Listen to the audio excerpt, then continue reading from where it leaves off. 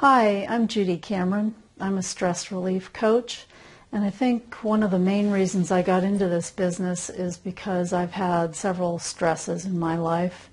What I wanted to talk to you about today was getting over Lyme disease and give you some of the key pieces of the puzzle for me in case they might help you.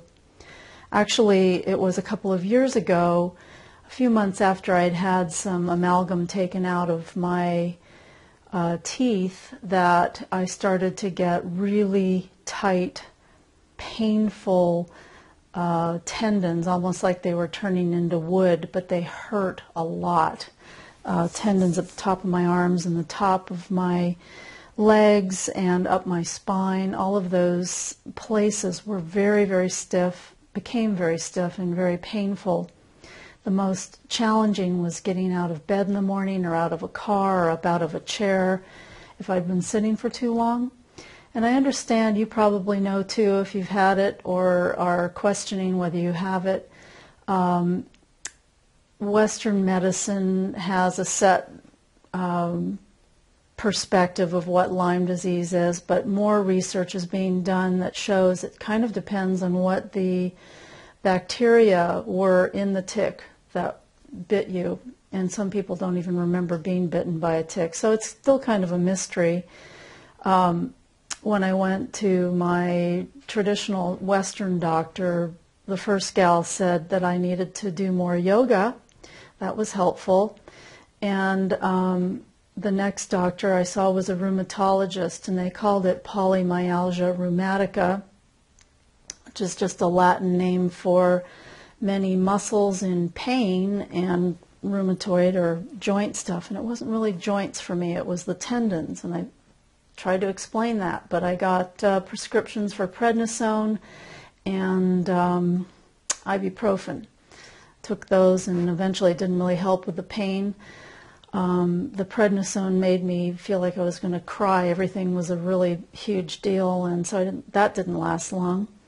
And I've always been much more interested in natural approaches, and I'm going to try to make this quick because I did try several things. The first was not even really realizing what was going on, and I went to two natural physicians, an OD and an acupuncturist, and they both agreed that it was muscle tested for Lyme.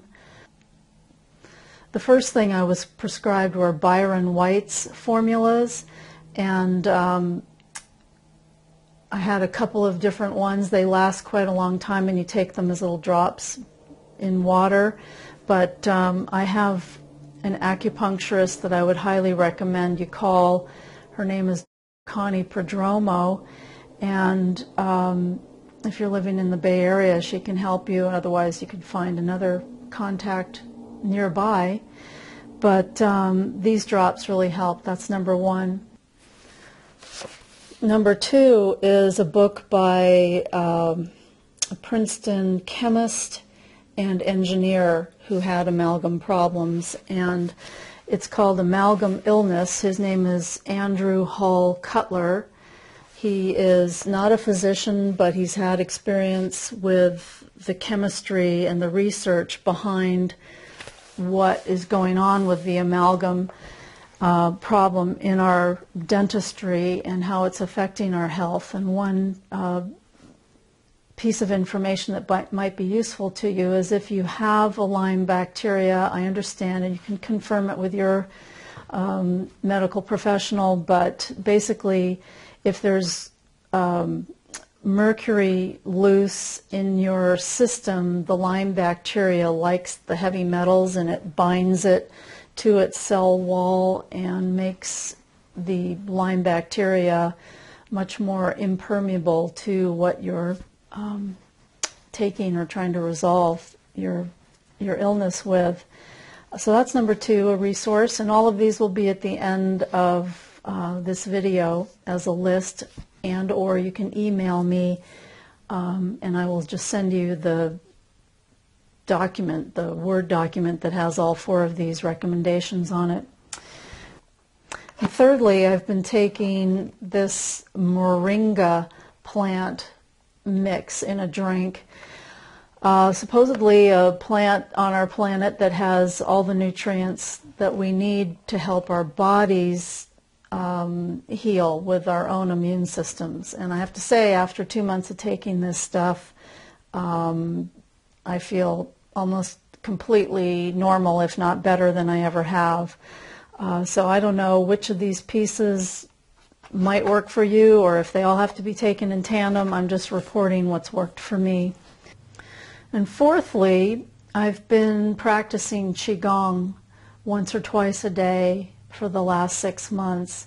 And this is ancient China's system, mind-body healing system that they've done for thousands and thousands of years.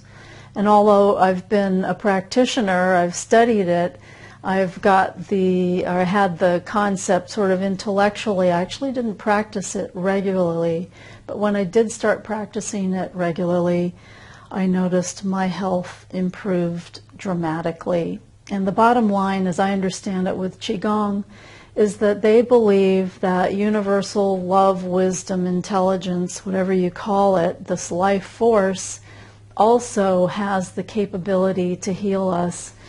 And it's by practicing breath and hand movements or body movements, and holding the thoughts that you are better, you are physically better. All of those, again, in conjunction with the herbal drops, the moringa plant, and the amalgam removal have helped me get back to my good health and even better than I was before. And I tell you, given how scared I was for a while that I was going to be paralyzed, this is I'm so grateful for my health every single day. So I just wanted to give those to you, and I hope they help. And if I can answer any questions, just let me know. Take good care, please.